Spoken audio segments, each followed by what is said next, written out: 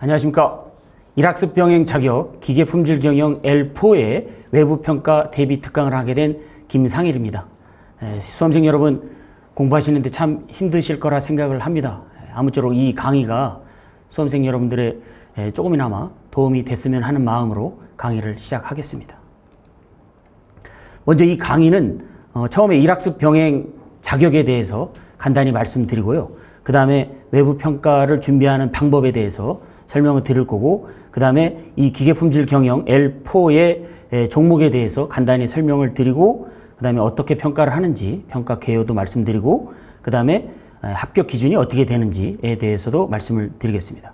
그리고 이 기계품질 경영 L4 자격의 교과목이라고 할 수 있는 필수 능력 단위에 대해서도 말씀드리고요.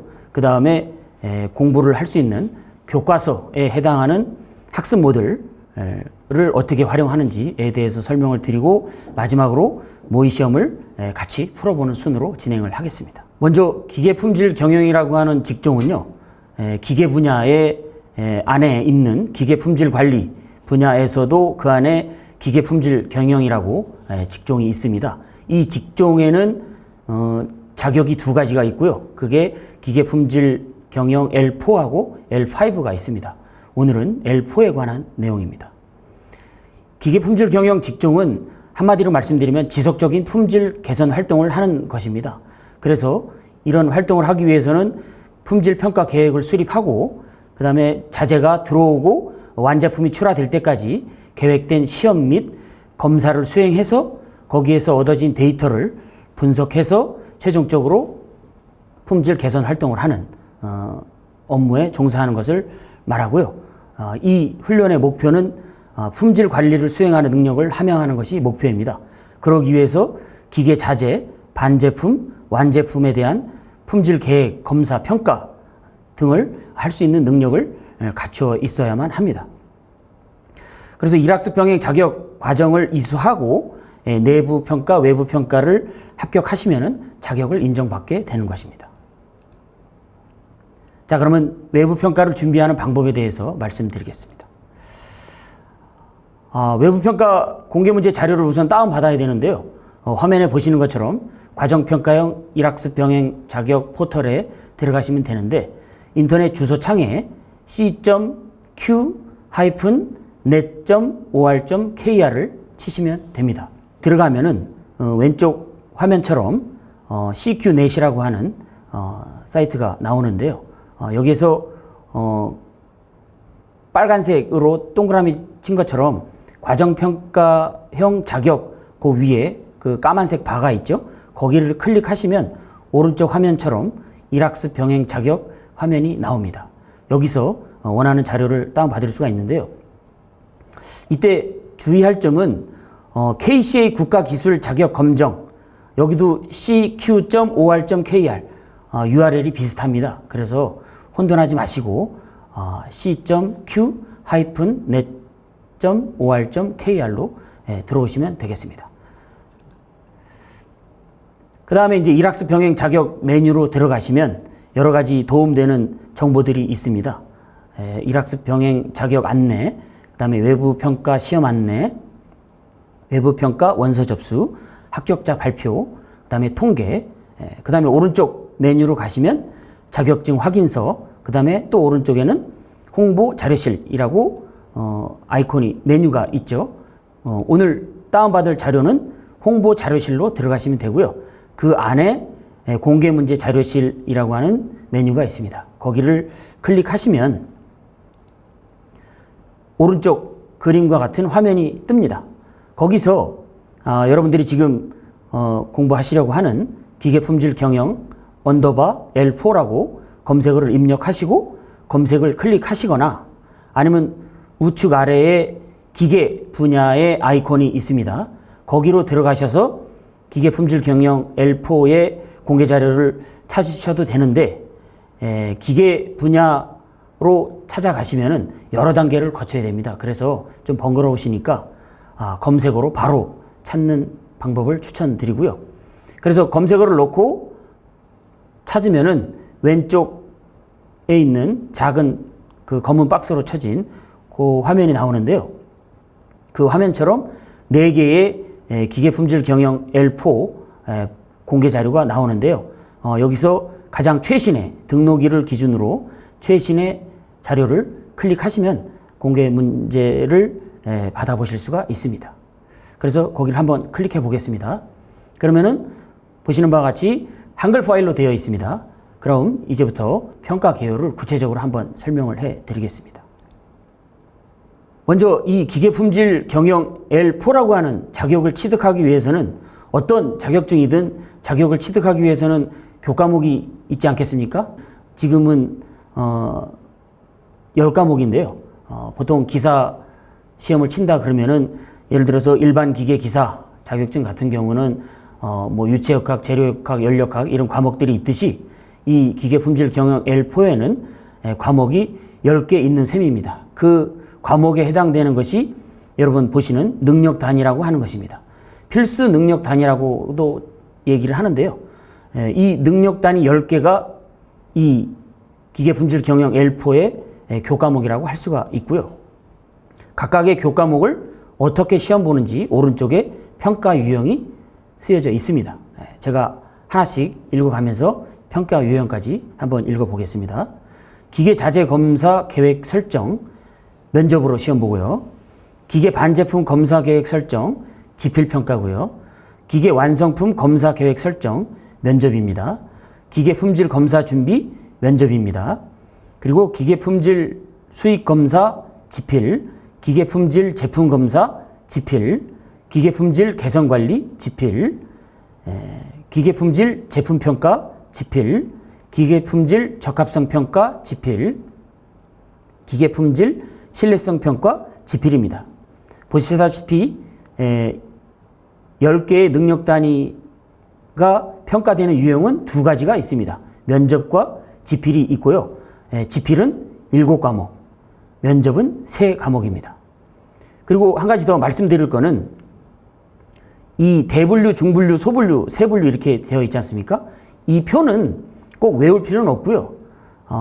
프린트 하거나 이렇게 잘 사진으로 찍어 두셔서 가지고 계실 필요는 있습니다. 왜냐하면 이 교과목에 해당하는 능력 단위를 공부하실 때 교과서가 필요하지 않겠습니까? 그 교과서를 찾을 때 그 교과서에 해당되는 것을 학습 모듈이라고 하는데요. 그 학습 모듈을 인터넷에서 다운로드 받으실 때 요 대분류, 중분류, 소분류를 알으셔야만 빨리 찾을 수가 있습니다. 그래서 요 표는 프린트나 사진 한 컷이 가지고 계시면 좋을 것 같습니다. 그러면은 평가 유형별로 한번 소개를 해 드리겠습니다. 지필평가가 좀 전에 말씀드린 대로 7개고요. 면접평가가 3개죠. 이 지필평가는 시험 시간이 70분입니다. 한 과목당 70분 본다는 얘기가 아니고요. 이 7과목 다 합쳐서 70분 동안 본다는 그 얘기고요. 그리고 이 지필평가는 문제 유형이 6가지가 있습니다. 진위형, 선다형, 연결형, 단답형, 완성형, 계산형이 있습니다. 하나씩 간단히 쉽게 말씀드리면 진위형은 말 그대로 참과 거짓이죠. 그래서 OX 문제다 그 말이고요.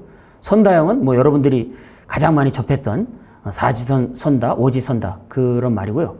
그 다음에 연결형은 이렇게 선 긋기, 관계되는 것끼리 선을 긋는 연결형 문제고요. 단답형은 쉽게 말해서 주관식이라고 말씀드리면 쉽게 이해가 되실 것 같은데 간단한 단어로 답하거나 또는 간단한 문장으로 서술형으로 답하는 문제 형태를 단답형이라고 하고요. 그 다음에 완성형이라는 문제는 어떤 설명을 지문을 쭉 써놓고 핵심 키워드를 괄호로 쳐놓고 그 괄호 안을 채우는 문제거나 또는 뭐 공정의 단계가 10단계까지 있으면 중간에 한 단계를 괄호 쳐서 묻는 질문을 완성형이라고 합니다. 그 다음에 마지막으로 계산형은 말 그대로 주어진 숫자 가지고 그걸로 공식을 통해서 계산을 해서 답을 하는 그런 문제를 계산형이라고 합니다. 이 면접평가는 뭐 여러분들 다 아시겠지만 면접관이 2분 계시고 응시자 수험생 여러분이 한 분씩 들어가서 20분 정도 요 세 능력 단위에 대해서 구두로 시험을 보는 것을 면접평가라고 합니다. 그러면은 지금부터 지필평가와 면접평가를 그 문제 유형별로 어떻게 생겼는지 간단히 소개를 한 문제씩만 드리겠습니다. 첫 번째 진위형입니다. OX 문제라고 했죠. 문제 한번 읽어보겠습니다. 다음 설명이 옳으면 O, 틀리면 X를 괄호 안에 써 넣으시오. 검사에 소요되는 비용을 산출할 때 필요한 검사 비용 항목은 수입검사, 공정검사, 출하검사, 신뢰성 시험, 검교정, 품질 인증 비용 등이 있다. 이것이 맞으면 O, 틀리면 X라는 거죠. 정답은 나중에 그 모의 시험 문제를 풀이할 때 그때 말씀드리기로 하고요. 문제 유형 설명 계속 할게요. 2번 선다형입니다. 이건 여러분들이 가장 많이 접해본 문제 형태라고 생각할 수가 있는데요. 제시된 설명 또는 보기를 읽고 선택하는 문항입니다. 검사의 방법 중 제품을 로트 단위로 구분한 다음 로트로부터 샘플을 추출하여 검사한 결과를 합격 판정 기준과 비교하여 로트에 대한 합격 여부를 판정하는 검사법은 다음 중 어떤 방법인가 하는 것입니다. 1. 전수검사 2. 출장검사 3. 파괴검사 4. 샘플링 검사 이렇게 있습니다. 여기서 이 문제에서 설명한 검사가 어느 거냐를 선택해서 번호를 쓰는 게 이 선다형이죠. 3번 연결형은 서두에 말씀드렸다시피 연결형 선긋기입니다. 그래서 문제가 JIS 분류 체계에서 서로 연관이 있는 것끼리 연결하시오라고 되어 있죠.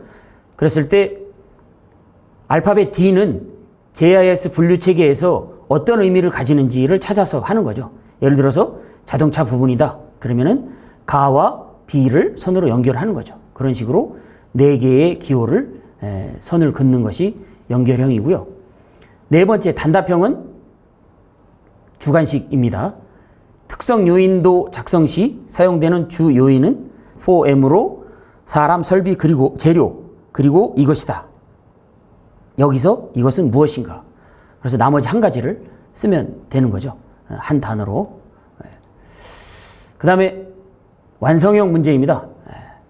이거는 핵심 키워드를 가린다기보다 공정의 순서, 어떤 순서를 나열하고 그 안에 한 단계를 괄호로 해서 답을 쓰는 그런 문제인 거죠.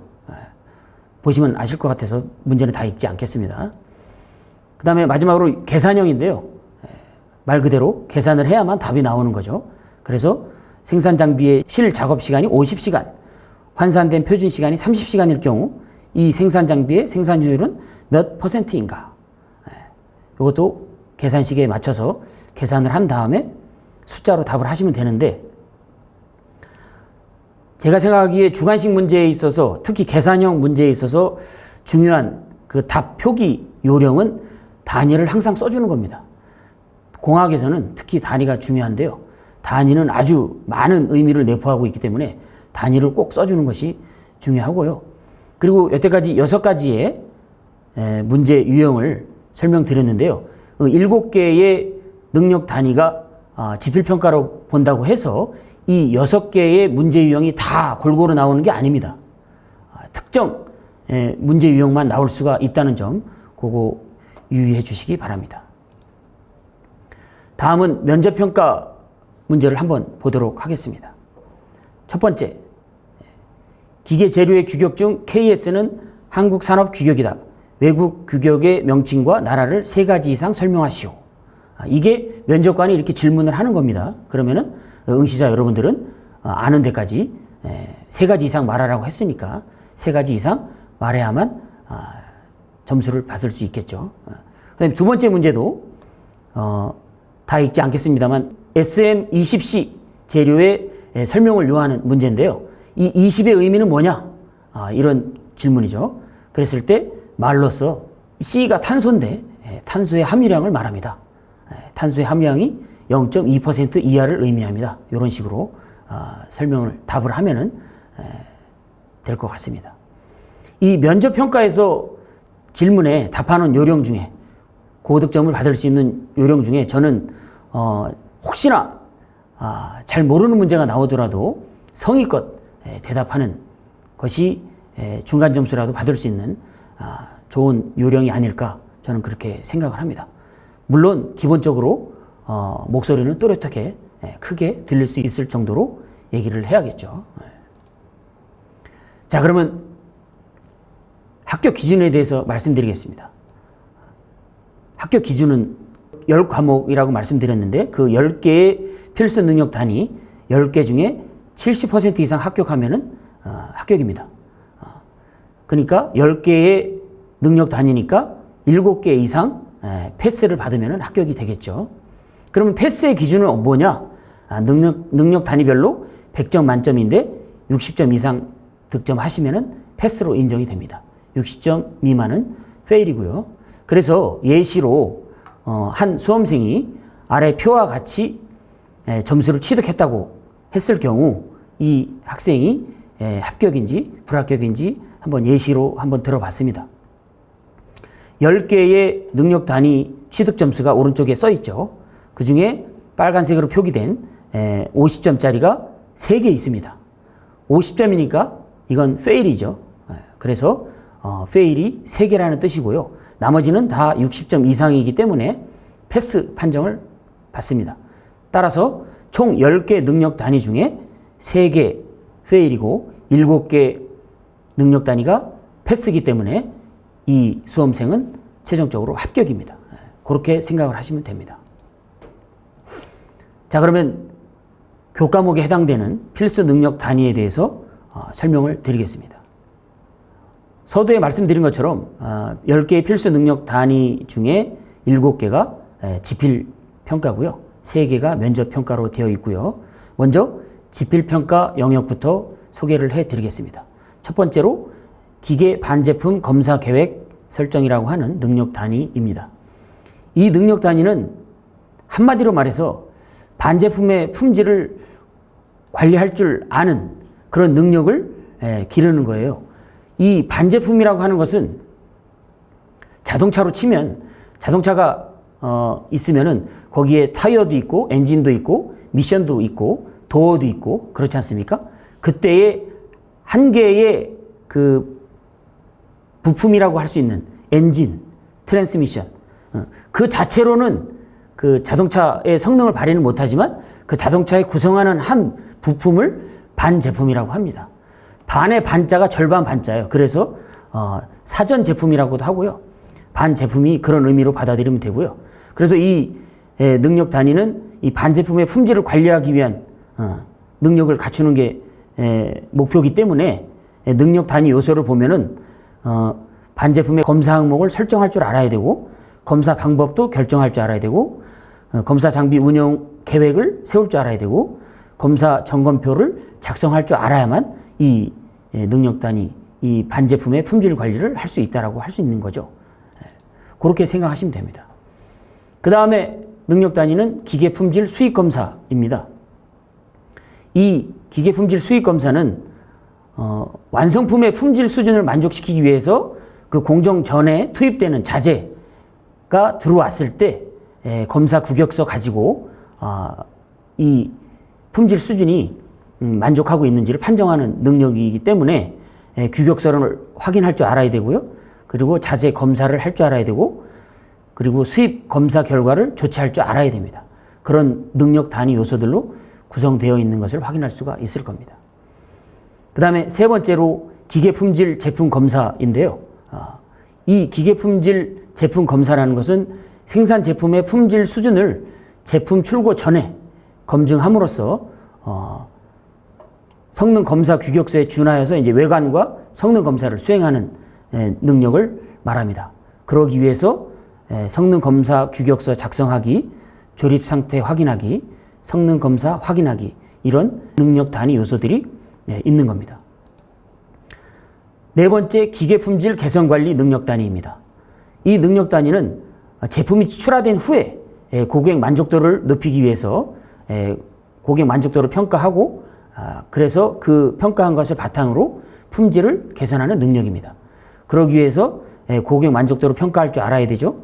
고객 불만을 대응할 줄 알아야 되고 품질을 개선할 줄 알아야 되는 게 능력 단위 요소로 구성이 되어 있습니다. 다섯 번째, 기계품질 제품평가 능력 단위입니다. 이거는 장비 운영 계획을 설정하고 그리고 교정, 관리, 데이터 분석을 실시해서 합격 여부를 판정할 수 있는 능력을 말하는 건데요. 그러기 위해서 운영 계획 수립하기, 평가 실시하기, 합부 판정하기가 필요합니다. 여섯 번째로 기계 품질 적합성 평가입니다. 이것은 한마디로 말씀드리면 그 개발하는 그 단계별로 유효성을 평가하는 그런 능력을 기르는 건데요. 그러기 위해서 설계 적합성 평가하기, 제조 적합성 평가하기, 운용 적합성 평가하기가 능력 단위 구성 요소로 편성이 되어 있고요. 일곱 번째로 기계 품질 신뢰성 평가.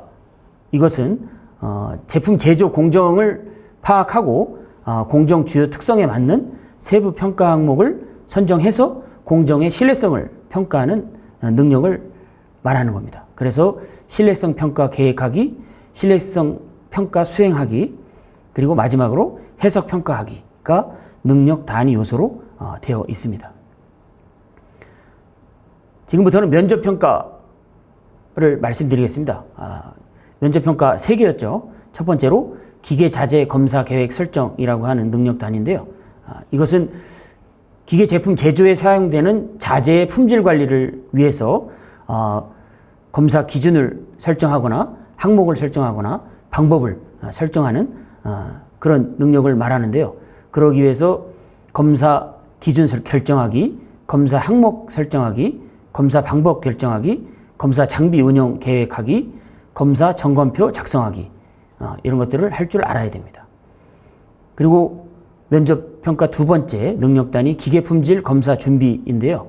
이것은 그 원활한 품질 수준을 만족하기 위해서 품질 검사 기준을 계획하고 검사 환경을 검토해서 검사 장비 운영을 계획하는 능력을 말합니다. 그러기 위해서 품질 검사 기준 계획하기, 검사 환경 검토하기, 검사 장비 운영 계획하기가 있습니다. 마지막으로 기계 완성품 검사 계획 설정 능력 단위는 기계 제품의 완성품에 대한 품질을 관리하기 위해서 제품에 요구되는 표준, 인증에 대한 그 적합한 기준이나 항목을 설정해서 점검표를 작성하는 능력을 말합니다. 그러기 위해서 필요한 능력들이 검사 기준을 결정할 줄 알아야 되죠. 검사 항목을 설정할 줄 알아야겠죠. 그리고 검사 방법도 결정할 줄 알아야 되고, 그리고 검사 장비 운영 계획도 할 줄 알아야 되고요. 그 다음에 마지막으로 점검표를 작성할 줄 알아야 되는 겁니다. 그러면 지금부터는 교과서에 해당하는 학습 모듈을 활용하는 방법에 대해서 설명을 드리겠습니다. 이 교과서에 해당하는 학습 모듈을 다운로드 받으시면 되는데요. 그 다운로드 받는 사이트는 NCS 포털 사이트에 들어가시면 되는데요. NCS라는 게 국가 직무 능력 표준이라고 하는 거고요. 산업 현장에서 직무를 수행하는 데 있어서 필요한 능력을 국가가 표준화한 것을 NCS라고 하고요. 사이트 주소는 ncs.go.kr입니다. 거기에 들어가시면 아래 그림처럼 화면이 나오게 됩니다. 저희 기계품질 경영 L4는 기계 분야니까 기계로 들어가시면 되고요. 그 다음에 이제 10개의 능력 단위 중에 기계 자재 검사 계획 설정이라고 하는 능력 단위의 학습 모듈을 다운로드하는 것을 예시로 한번 들어보겠습니다. 첫 번째, 기계 품질 관리 카테고리로 들어가면 기계 품질 관리 소분류가 있고요. 그 안에 3개의 세분류가 있는데 그 중에서 기계 품질 계획, 그 안에 여러 개의 능력 단위가 있죠. 거기에서 지금 찾고자 하는 게 기계 자재 검사 계획 설정이라고 하는 능력 단위니까 그것을 클릭하시면은 오른쪽 화면처럼 PDF 파일을 다운로드 받을 수가 있습니다. 그 PDF 파일이 교과서 학습 모듈이 되는 것입니다. 그 다운로드 받겠다고 PDF라고 쓰여진 그 아이콘을 클릭하시면은 그 좌측 위에 있는 학습 모듈 다운로드라고 하는 화면이 나와요. 거기에 수험생 여러분들의 신분이라고 해야 되나요? 그것에 체크를 하시면 됩니다. 뭐 미취업자 또는 뭐 기타 또는 일학습 병행제라고 체크를 아무데나 하시고 동의에 클릭하시고 다운로드를 클릭하시면은 아래 그 녹색 표지로 된 기계자재 검사 계획 설정 능력 단위의 학습 모듈을 받아보실 수가 있습니다. 그래서 그 한 장 페이지를 넘길 때마다 오른쪽 화면과 같이 구성이 되어 있는 것을 확인할 수가 있을 겁니다. 또 하나의 학습 모듈을 다운로드 받는 예시를 하나 더 들어볼 건데요. 이번에는 기계 품질 적합성 평가입니다. 이것도 마찬가지로 중분류, 소분류, 세분류 들어가셔서 보니까 오른쪽 그림의 위에 6가지의 학습 모듈이 나와 있는데 거기에 기계 품질 적합성 평가라는 학습 모듈이 안 보일 겁니다. 이럴 때는 당황하지 마시고요. 그 화면 우측 하단에 있는 파란색으로 된 삭제된 능력 단위 학습 모듈 보이기라고, 지금 감축이라고 있습니다만 원래는 여러분들 보이기라고 나올 겁니다. 거기를 클릭하시면은 밑에 그 4개의 학습 모듈이 더 보이는 겁니다. 그래서 여러분들이 원하는, 찾고자 하는 학습 모듈이 안 보인다. 그럴 때는 당황하지 마시고 삭제된 능력 단위 학습 모듈 보이기를 클릭하시면 원하시는 학습 모듈을 찾을 수 있다라는 것을 예시로 보여주고 있는 겁니다. 이게 왜 이러냐면 NCS는 그 직무 환경 분석에 따라 매년 업데이트 되기 때문에 이런 일이 가끔 있습니다. 그래서 학습 모듈 다운로드에서 미취업자 기타 1학습 병행제 중에 선택을 하나 하시고 동의에 선택 클릭을 하시고 다운로드 받으시면 그림과 같이 학습 모듈을 다운로드 받을 수 있고요. 여기서 이제 공부하시는 요령에 대해서 말씀드리면, 우선 학습 모듈을 보시면은 학습 모듈의 목표를 주의 깊게 보시고요. 그리고 그 이후로 보시면서 그 핵심 용어들, 그리고 용어들의 정의를 꼭 그 짚고 넘어가셔야 됩니다. 이런 용어들에 대한 문제가 아주 상당히 많이 나옵니다. 나중에 모의고사를 같이 풀어보면은 더 아마 잘 아실 겁니다. 그래서 학습 모듈의 목표와 핵심 용어와 용어의 정의를 중심으로 공부하시면은 좋은 성적을 거둘 수 있을 거라고 저는 생각을 합니다. 그러면은 지금부터 모의 시험 문제를 한번 같이 풀어보도록 하겠습니다. 자, 모의 시험 문제에도 무료로 사이트에 들어가면은 다운로드 받을 수가 있는데요. 그 사이트가 1학습 병행 과정 개발 지원이라고 하는 사이트인데요. 인터넷 주소창에 pdms.ncs.go.kr로 들어가시면 이 왼쪽 화면처럼 1학습 병행 pdms라고 하는 사이트가 보일 겁니다. 그 안에 들어가셔서 자료실이라고 하는 메뉴가 있습니다. 거기를 클릭하시면 오른쪽 화면같이 뜨는데요. 거기에 자료실 안에 외부 평가 공개 문항이라고 있습니다. 거기를 클릭하시면 됩니다. 그러면은 화면이 뜨는데요. 거기에 이제 제목을 선택하시고 검색어란에 기계 품질 경영이라고 입력하시고 조회를 클릭합니다. 그러면은 아래 그림처럼 기계 품질 경영 모의 시험 문제 안내라고 나오는데요. 거기를 클릭하시면은 화면의 가운데 그림처럼 나옵니다. 그러면 그 안에 PDF 파일 마크로 되어 있는 모의 시험 문제 기계 품질 경영.pdf라고 하는 파일을 클릭하시면은 제일 오른쪽에 있는 그림처럼 모의 시험 문제를 다운로드 받아보실 수가 있습니다. 이때 하나 더 팁을 더 드리자면 이 가운데 그림에서요. 밑에 보면은 c.q-net.go.kr 아까 말씀드린 CQNet 사이트도 소개도 해드리고 있고요. 그 다음에 학습 모듈을 다운받을 수 있는 NCS 사이트도 같이 이렇게 나와 있습니다. 여기서도 학습 모듈 다운이나 CQNet으로 들어가서 공개 자료 같은 것을 받아볼 수 있다는 거 알고 계시면 좋을 것 같습니다. 그럼 지금부터 모의 시험 문제를 한번 같이 풀어보겠습니다. 먼저 지필평가 7개의 능력 단위 먼저 하고요. 그 다음에 나머지 3개의 면접평가를 하는 순으로 한번 해보겠습니다. 먼저 기계 반제품 검사 계획 설정 능력 단위의 문제인데요. 다음 괄호에 맞는 용어를 고르시오. 괄호의 판정 기준은 검사 표준에 벗어났을 경우, 제품이 제 성능을 발휘하지 못하는 경우, 중대한 결함이 발견된 경우, 기타 제품 품질에 영향을 미치는 경우이다. 이 괄호 안에 들어갈 말은 1. 조립품, 2. 불합격품, 3. 교정품, 4. 적합품. 자, 이 네모 안에 설명을 읽었을 때 벌써 느낌이 오죠? 검사 표준에서 벗어났다. 제 성능을 발휘하지 못한다. 중대한 결함이 발견됐다. 이게 무슨 얘기인가요? 불합격품인 거죠. 불합격품의 정의를 괄호로 내서 문제를 낸 거죠. NCS 학습 모듈 13페이지에 보면 이렇게 나와 있는데요.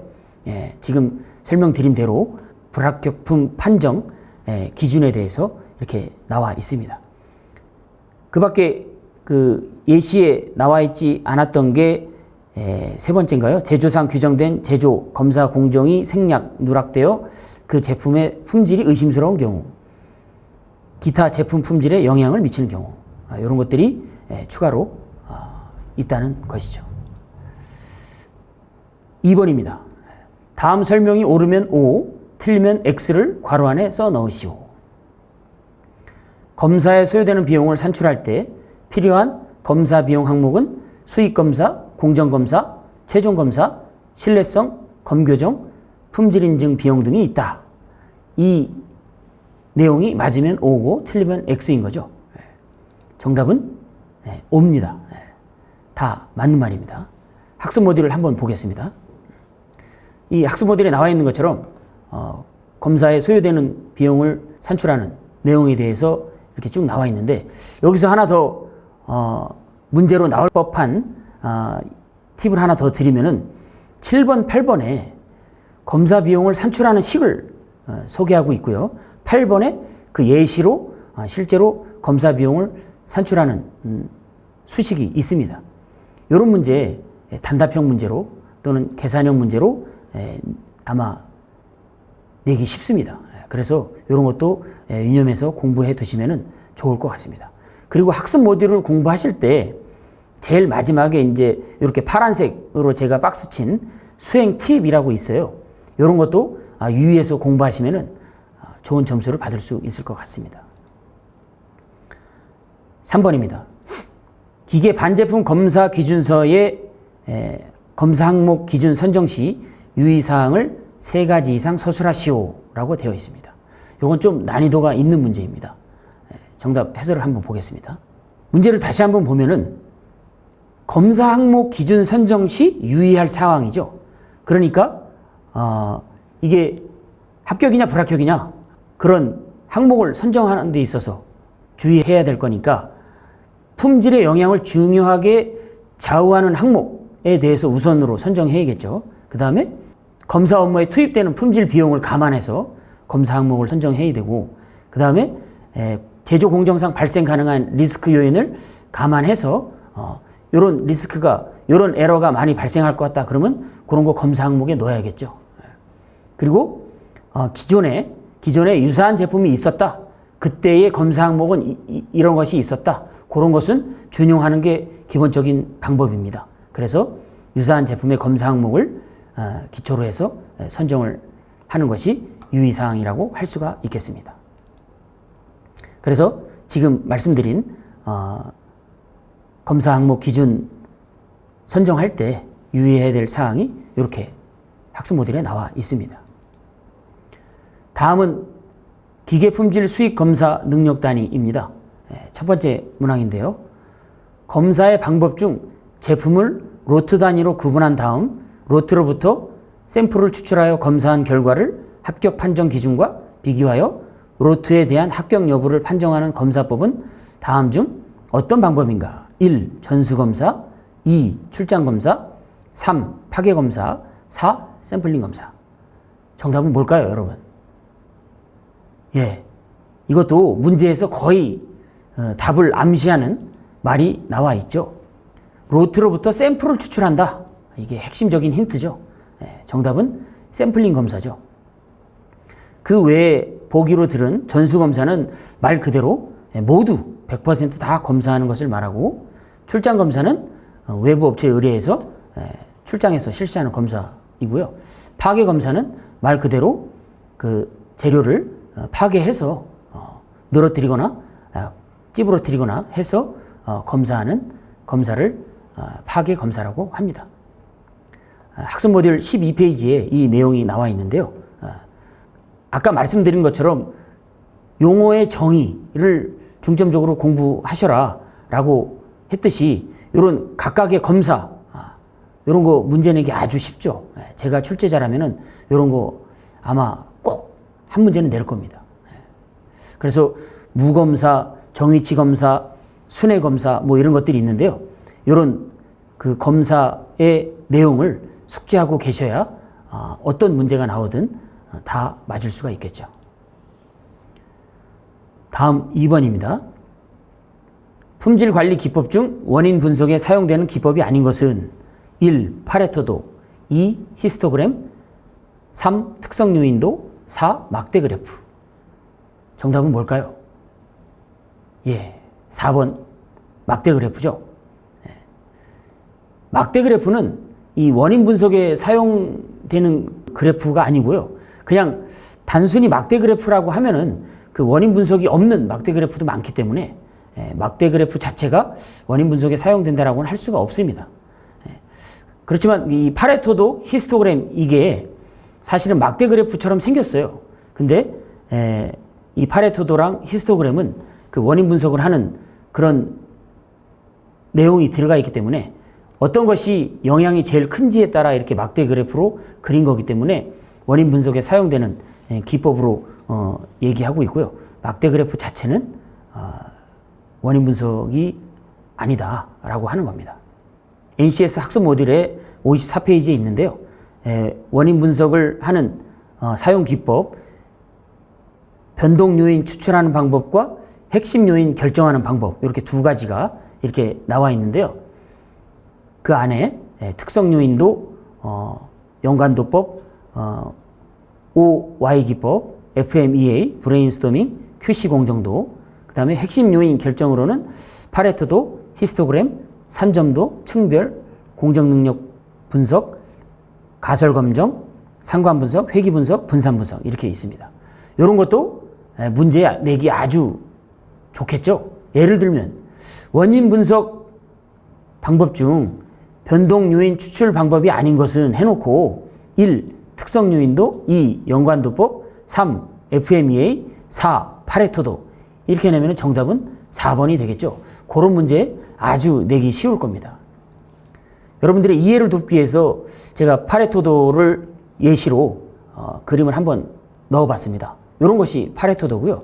그 다음에 히스토그램은 이렇게 도수분포처럼 이렇게 되어 있는 그래프를 의미하고요. 예시로 특성 요인도라고 있었는데 특성 요인도는 이렇게 생겼습니다. 이 특성 요인도에 대해서는 뒤에 문제에 나오니까 그때 자세하게 설명하기로 하겠습니다. 문제 3번입니다. 다음은 어떤 검사에 대한 설명인가? 시험 및 측정에 사용되는 모든 계량 계측기의 정밀도와 성능을 유지하기 위하여 규정된 주기와 절차에 따라 비교 검사하는 것을 말한다. 1. 수익검사, 2. 공정검사, 3. 검교정, 4. 시험. 자, 여기서 핵심 힌트는 모든 계측 계량기의 정밀도와 성능을 유지하기 위해서 하는 거. 정답은 검교정입니다. 계측 계량기 하시면 여러분들 어떤 것들이 생각나나요? 뭐 마이크로미터, 버니어 캘리퍼스 또는 뭐 유속계 또는 뭐 온도계 이런 것들이 있겠죠. 그런 계측 장비들이 오래 쓰다 보면 이게 헐거워지거나 늘어나거나 그렇습니다. 그래서 이게 10mm로 측정을 해야 되는데 때로는 10.1mm 오래 쓰다 보면 10.1mm 또는 뭐 9.5mm 이렇게 오차값이 생기기 마련입니다. 그래서 회사에서는 이런 계측기를 정기적으로 1년마다 또는 6개월마다 검사를 합니다. 그것을 검교정이라고 합니다. 이 내용이 학습 모듈 30페이지에 있습니다. 이 이외에도 검사 용어 해가지고 여러 가지 검사 용어들이 있죠. 이런 것들도 아주 시험 문제에 나오기 쉽겠죠. 공부해 두시면 좋을 것 같습니다. 다음은 능력 단위가 바뀌었는데요. 기계 품질 제품 검사입니다. 1번 JIS, JIS 분류 체계에서 서로 연관이 있는 것끼리 연결하시오. 가, D, A 광산 부분, 나, M, B 자동차 부문, 다, G, C 일반 기계 부문, 라, B, D 철강 부문 이렇게 되어 있습니다. JIS 분류 체계에 JIS가 그 일본 공업 규격이죠. 거기 분류 체계에 이 알파벳 기호들이 어떤 부문을 의미하는지 표에 따라서 이 선을 긋는 연결형 문제입니다. 이 D는 드라이브 자동차 부문으로 생각하시면 되고요. M은 광산 마인을 생각하셔서 광산 부문이라고 생각하시면 좋고요. G는 철강 부문입니다. 그 다음에 알파벳 B는 일반 기계 부문을 말합니다. 이게 학습 모듈 페이지 6페이지에 있는데요. 이렇게 알파벳에 해당되는 각각의 의미들이 분류 체계로 나와 있습니다. 이런 것도 아주 문제 내기가 쉽겠죠. 2번입니다. 기계 가공되는 가공물은 도면에 표시된 가공 방법, 치수, 기하학적 형상, 표면의 거칠기, 각도, 열 처리 등의 요구 조건을 만족시켜야 하는데 이를 측정하는 종류 중 해당되지 않는 것은 1. 직접 측정, 2. 간접 측정, 3. 비교 측정, 4. 유관 측정입니다. 정답은 뭘까요, 여러분? 예, 4번 유관 측정입니다. 유관 측정이라는 말은 없습니다. 1번 직접 측정은 측정물 대상을 말 그대로 측정기로 직접 측정해서 읽는 거고요. 간접 측정은 테이퍼의 각도나 기어의 치형 치수 등을 측정기를 이용하여서 1차로 측정한 뒤에 기하학적으로 이제 측정값을 구하는 방법을 말하고요. 비교 측정은 그 블록 게이지 같은 거 그런 걸로 크다 작다 뭐 그런 식으로 측정하는 방법이 되겠습니다. 이 내용은 학습 모듈 8페이지에서 9페이지에 나와 있는 건데요. 직접 측정, 비교 측정, 간접 측정이 좀 전에 설명드린 내용으로 나와 있습니다. 3번입니다. 비파괴 검사로 검출할 수 있는 소재의 결함에 대하여 잘못 설명된 것을 찾으시오 라고 되어 있습니다. 1. 주강품, 균열, 수축공, 개재물, 기공, 모래. 단강품, 균열, 다공성, 기공, 비금속, 개재물 등. 3. 아변제, 비금속, 개재물, 표면 결함 등. 4. 용접부, 피로균열, 응식, 부식균열, 침식부, 열균열 등이라고 되어 있습니다. 잘못 설명된 겁니다. 보시면 이것도 곰곰이 보시면은 답이 은근히 보일 수가 있습니다. 정답은 4번인데요. 왜냐하면 용접부의 그 결함들이 피로균열, 응력, 부식균열, 이 피로와 부식은 시간이 오래 걸려야만 나오는 결함들이거든요.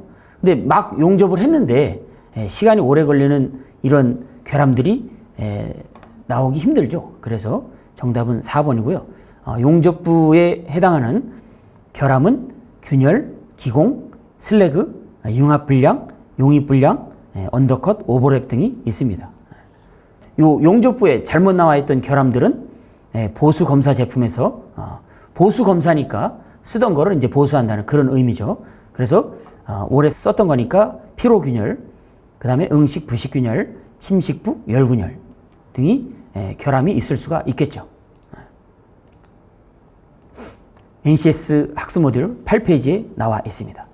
그 밖에 비파괴 검사 중에는 세라믹스에는 기공, 균열, 이물질 등의 결함이 있을 수 있다고 나와 있고요. 그 다음에 보수검사 제품 좀 전에 설명드렸죠.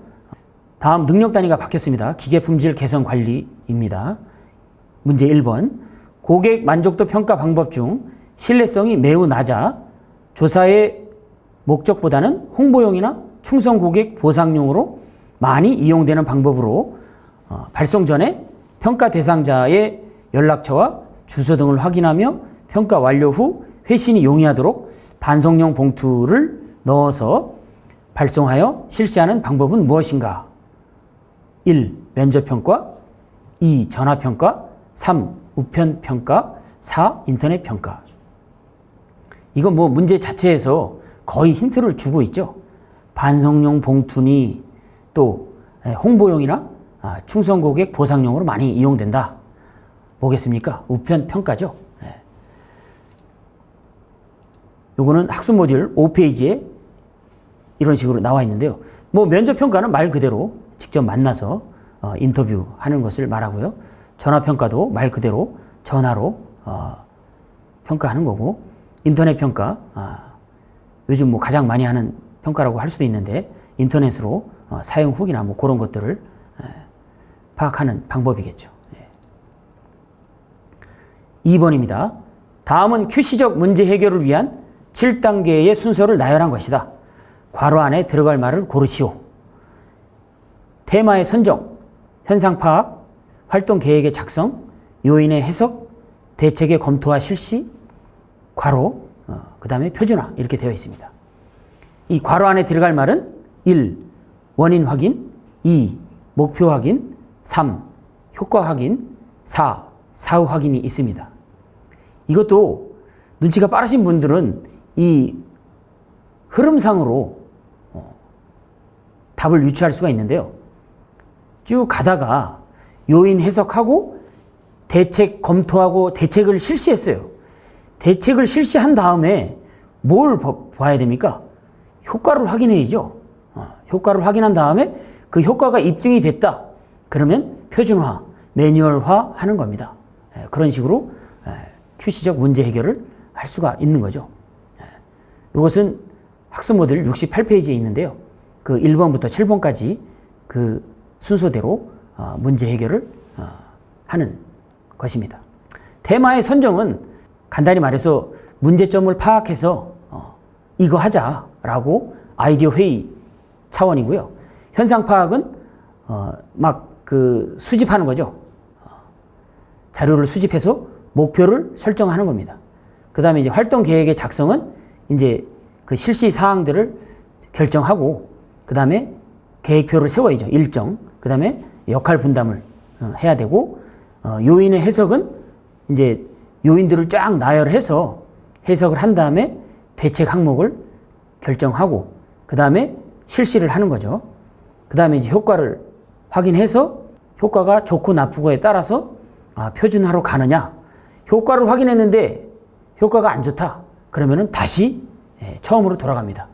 그런 계속 반복하다가 효과가 만족됐을 때 표준화로 들어가는 것이죠. 3번입니다. 원인 분석을 위한 특성 요인도 작성 시 주 요인으로 사용되지 않는 것을 고르시오. 1. 사람 2. 설비 3. 방법 4. 장소입니다. 뭘까요? 정답은 장소입니다. 이것은 학습 모듈 66페이지에 나와 있는데요. 이렇게 빨간색으로 네모친 설비, 재료, 방법, 사람, 이렇게 네 가지로 구성이 되어 있습니다. 이게 특성 요인도인데요. 그 가운데 화살표를 긋고요. 제일 오른쪽에 그 제품을 생산할 때 그 제품에서 발생되는 에러, NG를 적고, 그 NG가 왜 나오는지에 대해서 설비 분야, 재료 분야, 방법 분야, 사람 분야로 구체적으로 원인을 짚고 넘어가는, 원인을 찾기 위해서 일어날 수 있는 그 요인들을 다 이렇게 화살표로 적는 것을 특성 요인도라고 합니다. 다음으로는 기계품질 제품평가 능력 단위입니다. 문제 1번. 생산 제품에 대한 검사 실시 관련 검사 표준의 종류가 아닌 것은 1. 검사 업무 규정 2. 수익 검사 규격 3. 중간 검사 규격, 4. 절대 규정이 있습니다. 정답은 뭘까요? 네, 4번입니다. 절대 규정입니다. 학습 모델을 보면서 설명을 드릴게요. 네. 검사 업무 규정, 그 다음에 수입 검사 규격, 중간 검사 규격, 최종 검사 규격이죠. 이 최종 검사 규격이 빠지고 엉뚱한 게 들어간 거죠. 검사 업무 규정은 검사를 순조롭게 이제 진행하기 위해서 절차 등을 검토하는 거고요. 수입 검사 규격은 수입 물건을 이렇게 받아들인다는 거죠. 그래서 그 재료를 받아들였을 때 그때 하는 검사 규격을 말하는 거고요. 중간 검사 규격은 그 공정과 공정 사이에 만드는 도중에 검사하는 것으로 생각하시면 됩니다. 최종 검사는 말 그대로 공정을 끝내고 이제 완제품을 규격을 만족하는지 검사하는 규격이라고 생각하시면 될 것 같습니다. 문제 2번입니다. 제품에 대한 검사 결과에 대하여 적부를 판정하는 단위를 로트로 규정한다. 일반적으로 검사 로트의 결정 방법에 대한 3가지를 기술하시오. 자, 여기서 로트의 의미, 개념을 조금 짚고 넘어가야 되는데요. 로트가 이 공장에서 물건 수만 개가 생산이 될 때 패키징을 할 거 아닙니까?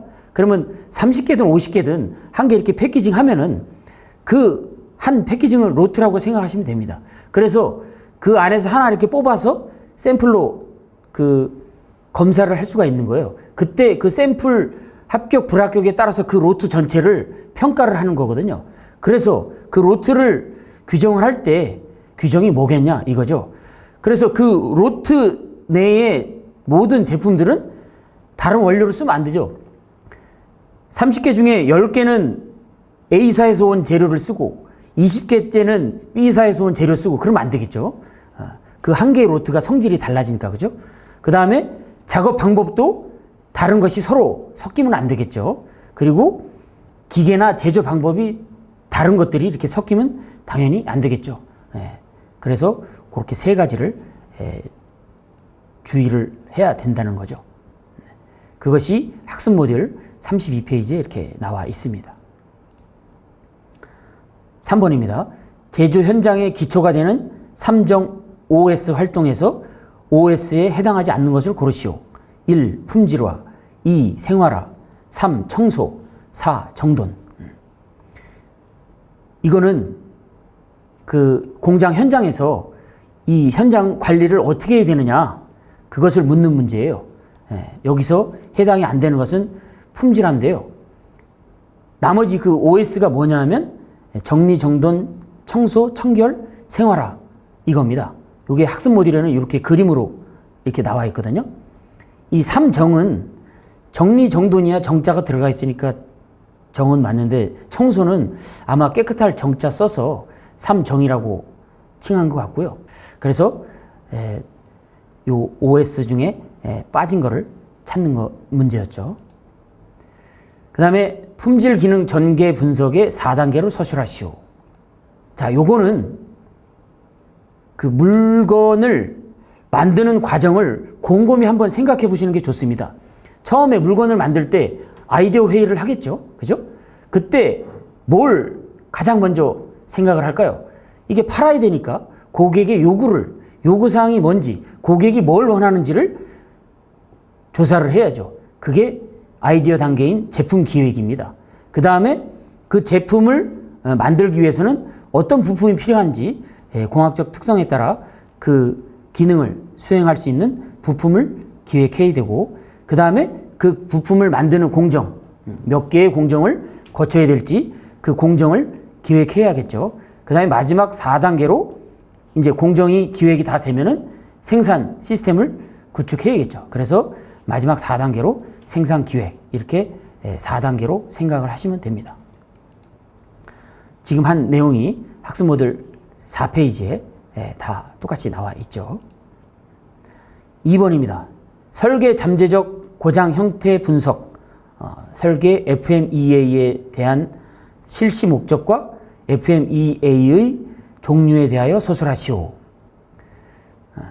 여기서 이 FMEA가 뭐냐인 것을 알아야 되겠죠. FMEA는 그 Failure Mode and Effect Analysis인데요. 말 그대로 고장 형태 그리고 영향 분석입니다. 그러니까 말 그대로 당장 당면한 문제라든가 또는 잠재적으로 불량 요인이 나올 것 같은 거를 해석해서 문제 해결을 해서 그것을 이제 공정 단계에 반영을 해서 품질 관리를 하는 거죠. 그것이 FMEA입니다. 그래서 문제점 해결 또는 잠재적 불량 요인 해결을 위해서 하는 게 그 목적이고요. 그 다음에 이 종류에는 시스템, 디자인, 프로세스가 있습니다. 이게 학습 모듈 11, 12페이지에 있는데요. 이런 식으로 설명이 되어 있습니다. 3번입니다. 공정 능력을 평가하기 위한 내용 중 공정 능력 지수 평가 내용에 대하여 서술하시오라고 되어 있습니다. 여기서 문제를 풀기 위해서는 이 공정 능력 지수 평가, 공정 능력 이것을 알아야 되겠죠. 이게 핵심 키워드인데요. 이 공정 능력이라는 게 공정이 어떤 물건을 만들기 위해서 10공정이든 30공정이든 이렇게 거치게 되는데 그 공정이 에러를 NG를 얼마나 안 내느냐, 얼마나 NG를 안 내고 완제품을 생산하느냐, 그런 능력이라고 이미지를 잡으시면 됩니다. 그래서 그 공정 능력 지수 평가를 할 때 데이터를 먼저 수집해야 되고 그 다음에 그 데이터를 해석하고 그 다음에 공정의 관리 상태를 파악하고 공정 능력 지수를 산출을 하고 그 다음에 공정 능력을 분석 및 평가하는 그런 내용이 되겠습니다. 이게 그 학습 모듈 60페이지에 보면 나와 있는데요. 뭐 데이터 수집 해석은 뭐 다 말 그대로이고요. 공정의 관리 상태를 파악한다. 이것은 그 관리도를 통해서 공정의 관리 상태를 확인하는데 그 이상이 발견됐을 때 그 이상 원인의 처리 절차에 따라서 이렇게 처리하는 그런 단계고요. 공정 능력 지수를 산출한다 라고 해서 CPK 값을 계산한다고 했는데 이 CP 값이 그 공정에서 생산된 제품이 얼마나 에러 없이 생산을 하느냐 그 지수인 건데 이 CPK는 거기서 한 발 더 나아가서 예를 들어서 80에서 120 수치가 정상인데 합격선이 110 정도에 120에 치우쳐져 있다. 그런 그 합격품이 생산된 제품들이 어느 쪽에 치우쳤는지 그 어느 편중된 그 정도를 알 수 있는 그 값이 CPK라고 생각하시면 될 것 같습니다. 다음은 다른 능력단인데요. 기계품질 신뢰성 평가 능력단입니다. 1번 다음 중 신뢰성 데이터의 종류가 아닌 것을 고르시오. 1. 완전한 데이터 2. 관측 중단된 데이터 3. 필드 데이터 4. 누적된 데이터. 정답은 4번입니다. 신뢰성 데이터의 종류에는 1, 2, 3번 완전한 데이터, 관측 중단된 데이터, 필드 데이터 이외에 시스템의 신뢰성 시험 데이터가 있습니다. 이건 학습 모듈의 39페이지에서 42페이지에 걸쳐 나와 있는데요. 한 개씩 설명을 드리면 완전한 데이터는 그 제품이 그 수명이 다할 때까지 관측된 데이터를 완전한 데이터라고 하고요. 그 관측 중단된 데이터는 그 수명이 되기 전에 중간까지 관측한 데이터를 중단된 데이터라고 하고 시스템의 신뢰성 시험 데이터는 그 여러 개의 부품, 제품으로 구성된 그 시스템 전체의 데이터를 말하는 거고요. 필드 데이터는 그 소비자가 제품을 실제로 사용하고 난 다음에 그 데이터를 말하는 겁니다. 2번 문제입니다. 고장 치명도에 대한 설명 중 옳지 않은 것을 고르시오. 1. 경고장, 시스템의 성능을 허용 밖으로 저하시키지 않는 고장. 2. 중고장, 시스템의 성능을 허용 한계 밖으로 저하시키지만 제어 가능한 고장. 3. 치명고장, 시스템의 성능이 허용 한계 이내의 경미한 고장. 4. 파멸 고장. 시스템의 임무 수행을 저해할 정도의 손상과 인명피해를 주는 고장. 자, 이것도 문제를 곰곰이 읽어보면 답이 보입니다. 정답은 3번이죠. 치명 고장. 말 자체가 이 위험한데 설명이 어떤가요? 허용 한계 이내의 경미한 고장이라고 했죠. 그러니까 이게 옳지가 않은 거죠. 치명 고장은 정확한 설명은 그 시스템의 성능을 허용 한계 밖으로 저하시키면서 즉각적인 교정 조치가 취해지지 않으면 안전 위험이 발생하는 고장을 말합니다. 그래서 이 내용이 학습 모듈 68페이지에 있습니다. 3번 문제입니다. 시나리오상의 신뢰성 개선 실무 적용 추진 계획 수립 내용 중 신뢰성 개선 실무 적용 추진 계획에 포함될 수 없는 사항을 고르시오. 1. 신뢰성 개선 실무 적용 대상 업무 프로세스 품목. 2. 일정 시작 및 완료 예정 시기 또는 기간. 3. 담당자 또는 담당 부문. 4. 계획에 권위를 부여한다. 이 문제는 상당히 난이도가 있는 문제인데요. 정답은 4번입니다.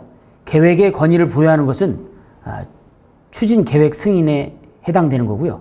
신뢰성 개선 실무 적용 추진 계획에는 포함되지 않습니다. 이 내용이 학습 모듈 73, 74페이지에 나와 있는데요. 좀 전에 설명드린 대로 신뢰성 개선 실무 적용 추진 계획에 포함되는 내용이 5가지가 있는데 문제에서 나오지 않았던 게 실행 방법, 그리고 5번의 소요 예산 및 공수 일정 담당자, 이런 것들이 추가적으로 계획에 포함할 수 있다는 것입니다. 자, 여러분들 지금까지 지필평가를 다 풀어봤습니다. 그러면 지금부터 면접평가에 대해서 말씀을 드리겠습니다. 우선 면접평가는 왼쪽의 그림처럼 면접관들이 2명이 있고요. 그 앞에 응시자 혼자 들어가서 면접관의 질문에 대답하는 형태로 이루어지면서 오른쪽에 면접할 때 주의사항이 있는데요. 한번 짚고 넘어가겠습니다. 첫 번째는 응시자는 1명만 들어갑니다. 그리고 면접관, 감독관하고 응시자는 그 수험번호를 확인해야 되고요. 그 다음에 응시자는 감독관의 질문을 주의 깊게 들어야겠죠. 그 다음에 응시자가 그 감독관의 질문을 잘 못 들었을 때 다시 질문을 요청하셔도 됩니다. 그 다음에 응시자는 또렷하게 감독관의 질문에 맞는 답을 정확하게 구두로 답변을 해야 되고요. 그 다음에 6번째로 목소리가 작으면 감독관이 다시 답변해달라고 얘기할 수도 있으니까 또렷한 목소리로 대답을 하시는 게 좋습니다. 그리고 제일 중요한 7번째, 면접에 임하는 자세라고도 할 수 있는데요. 어려운 문제가 나올 수도 있잖아요. 모르는 문제. 그때에 당황하지 말고 침착하게 간략하게라도 답을 하는 것이 중간 점수라도 받을 수 있지 않을까라고 생각을 합니다. 자, 그러면 면접평가 문제를 한번 풀어보도록 하겠습니다. 먼저 기계 자재 검사 계획 설정 능력 단위입니다. 문제 1. 기계 재료의 규격 중 KS는 한국 산업 규격이다. 외국 규격의 명칭과 나라를 3가지 이상 설명하시오. 라는 문제입니다. KS 많이 봤죠? 우리 뭐 연필이나 뭐 기타 전자제품이나 이런 데에 KS 마크가 있는 것을 많이 봤을 겁니다. 다른 나라는 규격을 어떤 기호로 쓰느냐? 그런 문제죠. 그때 이제 미국, 일본, 영국, 독일 어떻게 쓰는지 이런 식으로 얘기를 하면 되고요. JIS 일본이죠. BS는 영국, DIN은 독일, 미국은 ASTM이라고 나와 있는데요. 이 내용은 학습 모듈 4페이지에 이렇게 나와 있습니다. 일본과 영국과 독일 다 국가 규격, 공업 규격이라고 이렇게 되어 있는 반면에 미국만 미국 재료 시험 협회라고 되어 있죠. 이렇게 재료 시험 협회는 ASTM이고요. 미국도 일본이나 영국, 독일처럼 그 공업 규격이 있습니다. 그 ANSI, NC라고 이렇게 얘기를 곧잘 하는데요. 그 NC도 참고로 곁들여서 알고 계시면 좋을 것 같습니다.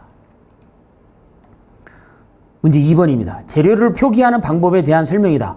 SM20C 재료의 설명으로 S는 강, M은 기계 구조형을 의미한다. C는 탄소 함유량을 의미한다. 그러면 20은 무엇을 의미하는지 설명하시오. 뭐 문제에 이미 탄소 함유량을 의미한다라고 했으니까 20이 탄소 함유량인데 단위가 중요하겠죠. 0.2%를 의미합니다. 이 내용은 학습 모듈 5페이지에 있는데요. 이렇게 재료의 성분, 규격, 강도, 경도, 제조 방법 등을 이렇게 표시하는데 이 철은 탄소의 함유량에 따라 성질이 많이 변합니다. 그래서 탄소의 함유량이 많으면 많을수록 그 쇠가 단단해져요. 그리고 가공하기도 어려워지고 그러는데 그래서 이 탄소의 함유량에 따라 뭐 저탄소강, 중탄소강, 고탄소강 이렇게 나누는데요. 이 0.2% 이하면은 저탄소강입니다. 한 0.6% 이하면은 중탄소강이고요. 0.6을 넘어가게 되면은 이제 고탄소강이라고 부르고 있습니다. 문제 3번입니다. 용적 검사 방법에는 파괴 검사와 비파괴 검사 방법이 있는데 비파괴 검사의 종류 3가지를 설명하시오 라고 되어 있습니다. 비파괴 검사, 부수지 않고 잡아당기지도 않고 꽉 누르지도 않고 하는 검사 3가지 설명하시오 라고 그랬습니다. 방사선 투과법, 그 다음에 초음파 탐상법, 자기분말 탐상법, 침투 탐상법 이렇게 있는데요. 여러분들 이 비파괴 검사 요거 공부하실 때 무작정 외우기보다는 그 인간의 신체 검사, 의학적인 검사 방법을 유추해서 외우시면 금방 외우실 거예요. 방사선 뭡니까? 엑스레이죠. 초음파. 왜 그 간 초음파 같은 거 하잖아요? 그 초음파 탐상법. 자기분말, 자성이라는 얘기예요. 자성의 원리를 이용한 의학적인 검사법, MRI가 있죠. 그죠? 침투 탐상법. 이거는 조금 의학 검사로 예를 들기는 좀 그런데 침투 탐상법 이렇게 있습니다. 요게 그 학습 모듈 34에서 35페이지에 나와 있는데요. 각각의 용어와 내용을 알고 있어야겠죠. 이런 것도 문제 내기 아주 좋습니다. 다음 중 설명하는 비파괴 검사는 무엇인가 해놓고 예를 들면 용접부 표면에 침투액을 도포한 다음 일정 시간 침투액을 제거하고 현상액을 도포하여 결함 부위에 침투액이 사진이 현상돼도 육안으로 결함 부위를 검출하는 방법은 무엇인가? 1. 방사선 투과법. 2. 자기분말 탐상법. 3. 침투 탐상법. 4. 초음파 탐상법. 이런 식으로 해서 고르는 문제 내기 아주 쉽겠죠. 자, 다음 능력 단위가 바뀌어서 기계 완성품 검사 계획 설정 능력 단위입니다. 문제 1. 볼트의 길이를 검사할 때 버니어 캘리퍼스로 측정하여 23.4mm로 되고 이를 판정 기준인 23.0 플러스 마이너스 0.5mm와 비교하여 합격으로 하는 것이 계량 검사이다. 계량 검사의 특성을 3가지 이상 설명하시오. 자, 이것도 곰곰이 생각하시면 답이 유추할 수 있습니다. 생산된 볼트를 버니어 캘리퍼스로 측정하는데 이때 무슨 어려움이 있겠습니까? 이거 일일이 다 체크해야 돼요. 시간이 많이 들겠죠? 검사 공수가 많이 든다. 시간이 많이 든다는 얘기를 검사 공수가 많이 든다 이렇게 표현을 합니다. 그 다음에 이거 측정할 때 그 버니어 캘리퍼스 마이크로미터 이거 읽는 법 따로 배워야 되죠. 그리고 어느 정도 힘으로 측정을 해야 되는지 테크닉도 있어야 돼요. 그러니까 측정할 때 숙련이 필요합니다. 그 다음에 버니어 캘리퍼스 마이크로미터 이런 거 비싸죠. 가격이. 그 다음에 그 관리를 위한 정보 데이터가 많죠. 이런 측정 장비들을 관리해야 되니까. 그죠? 이런 것들이 계량 검사의 특성이라고 할 수가 있습니다. 특성이라기보다는 단점만 적은 것 같네요. 이게 학습 모듈 11페이지에 있는데요. 다른 검사인 개수 검사도 같이 나열이 되어 있는데요. 쉽게 개수 검사와 계량 검사를 구분하는 방법으로 버니어 캘리퍼스와 고노 게이지를 생각하시면 되는데요. 버니어 캘리퍼스는 말 그대로 실제로 측정해서 10분의 1 단위까지 측정을 하는 그런 정확한 측정 장치고, 그 다음에 개수 검사는 고노 말 그 자체가 합격이냐 불합격이냐 이런 거죠. 그래서 합부 판단만 하는 그런 검사인 거예요. 그래서 공수도 적게 들고 측정도 간단하고 측정 기기도 싸고 계량 검사와 거의 반대죠. 그런 특징을 알고 계시면 시험 문제에 나와도 틀리지 않을 것으로 생각을 합니다. 자, 문제 2번. 기계 완성품 외부 인증 중 S마크와 CE마크에 대하여 설명하시오. 이런 문제입니다. 여러분들 그 전자제품이나 뭐 간단한 장난감 뭐 이런 거에 S마크나 CE마크 보신 적이 있으실 텐데, 이 두 마크의 차이는 일단 S마크는 제품의 안정성, 신뢰성 이런 것들을 평가해서 그 안전 인증 요건에 적합할 때, 그래서 안전성이 확보된 제품이다 라는 의미로 주는 마크고요. CE마크는 이런 그 신뢰성, 품질 보증 이런 의미라기보다는 유럽 표준 규격을 따랐다, 그 규격에 의해서 만들어졌다 라고 하는 마크이기 때문에 주로 그 해외 수출하고자 하는 품목에 많이 이 마크가 있습니다. 이 마크를 어디서 인증을 하느냐, 학습 모듈 48, 49페이지에 있는데요. S마크는 한국산업안전공단, 그 다음에 CE마크는 한국표준협회 또는 TUV, SUD 코리아, 그 다음에 한국 SGS, DNV 기관에서 인증을 한다고 합니다. 3번입니다. 완성품 검사 업무를 실행할 때 외관 검사와 조립 상태를 검사한다. 이 중 조립 상태의 검사 항목을 3가지 이상 설명하시오 라고 했을 때, 이것도 너무 어렵게 생각하지 말고 쉽게 우리가 물건을 샀을 때 이 제품이 좋은지 안 좋은지, 정상인지 아닌지 판단할 때 그 검사 항목을 생각하시면 충분히 3개 이상 얘기할 수 있습니다. 조립 상태 검사 항목이라고는 하지만 우리가 물건 샀을 때 볼트가 잘 체결됐는지 보죠. 그죠? 그 다음에 기어, 롤러 이런 거 표면이 잘 매끄럽게 처리가 됐는지, 그 다음에 이렇게 자주 움직이는 부분에 그리스가 도포가 잘 됐는지. 여러분들 그 여담입니다만 선풍기 1년, 2년 안 쓰고 오랜만에 쓰려고 그러면 잘 안 돌아가는 경우도 있거든요. 그 그리스가 잘못돼서 그래요. 그 그리스만 잘 발라주면 잘 돌아갑니다. 이런 것들이 다 그 조립 상태 검사 항목에 다 들어가는 거예요. 그 밖에도 다 전기 쪽으로는 그 접지가 잘 되어 있는지, 그 다음에 조금 위험성이 있는 거는 보호 커버가 잘 되어 있는지, 그런 것들을 확인하는 거죠. 그래서 충분히 3가지 이상 설명할 수 있을 거라 생각을 합니다. 지금 모든 그 내용이 학습 모듈 25페이지에 이렇게 나와 있습니다. 다음 능력 단위가 바뀌어서 기계 품질 검사 준비 능력 단위인데요. 문제 1번. QC 공정도에 대하여 설명하시오 라고 하는 겁니다. QC 공정도. 이것도 이 용어 자체의 그 개념, 정의를 확실히 알고 있으면 문제 풀 수가 있습니다. QC가 퀄리티 컨트롤의 약자입니다. 품질 관리라는 뜻이잖아요. 그러니까 이 공정을 품질 관리하는 거예요. 그래서 이 QC 공정도라고 하는 그 표 자체는 간단히 말해서 품질을 효과적으로 관리하기 위해서 작성하는 표이고, 그래서 이 공정도니까 재료가 들어와서 완제품이 되기까지의 과정을 이 파악하기 위해서 이제 만들어 놓은 표라고 생각하시면 됩니다. 요게 학습 모듈 6페이지에 있는데요. 15번에 이렇게 있습니다. 왼쪽에 검사에 관한 용어들이 쫙 있고 설명이 있죠. 이런 용어, 정의들을 꼭 공부를 해 두셔야 됩니다.